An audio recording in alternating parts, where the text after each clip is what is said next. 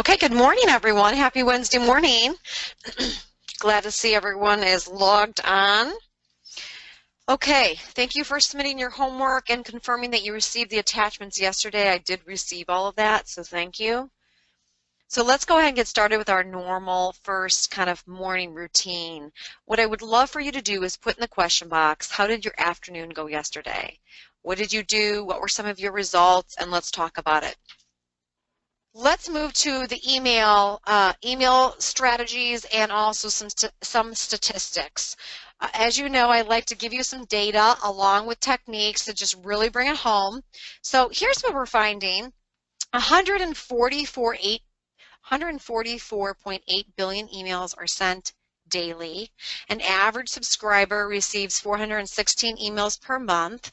And a recent one, which I think I mentioned the other day, is I've seen on like HubSpot and some other ones who are tracking it even more extensively, said some people do receive up to 147 emails a day, which I can totally see that range happening between the day and this month.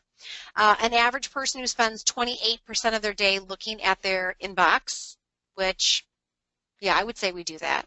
An average person deems 14% of the emails they receive as important or a must read.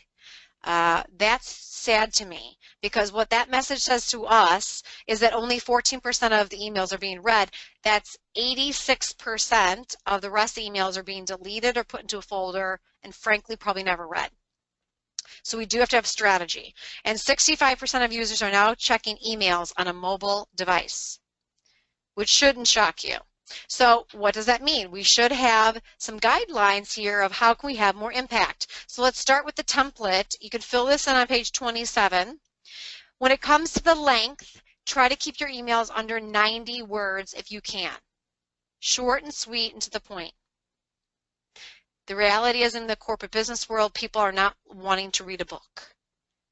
Look, on the look of it, we want to try to keep it simple text, black and white. I know many people have their logo in their signature. That's their company policy. I think that's fine as long as you're checking to make sure it's getting through. Because some studies we've done, not personally as our company, but we've teamed up with another group that's a little bit bigger that did more of an extensive study.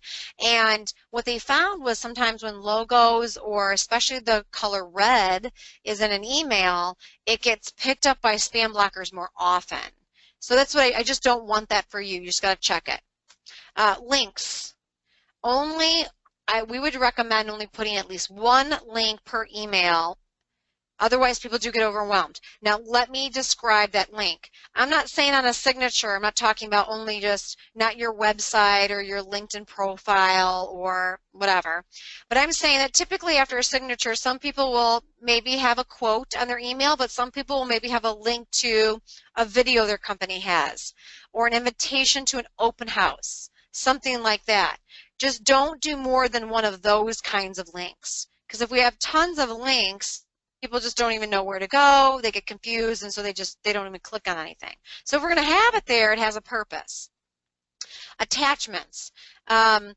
Don't send an attachment on an email to someone before you have at least spoken to them or they've at least responded back via email confirming that they want something, because we just have too many viruses today, and people are so concerned, me included, that if I get something with an attachment from someone I don't know, I'll just delete the whole email. I won't even pay attention to the email. I just get rid of it.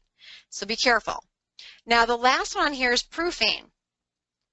Not that you guys have any challenges with this, but overall in sales, a lot of people struggle with having really good grammar or checking their spelling.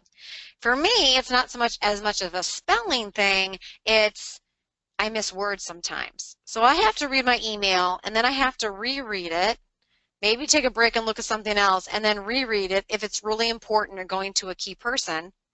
Because I'm thinking faster than I'm typing. Even though I'm typing fairly fast, still not as fast as I'm thinking. So I have seen where I'll go through and I go, oh, I missed a word here, or I missed a word here. It goes both ways. Grammar or misspelled word or missing words, you've got to double check and make sure that it's good to go. Otherwise, it gives a really bad first impression.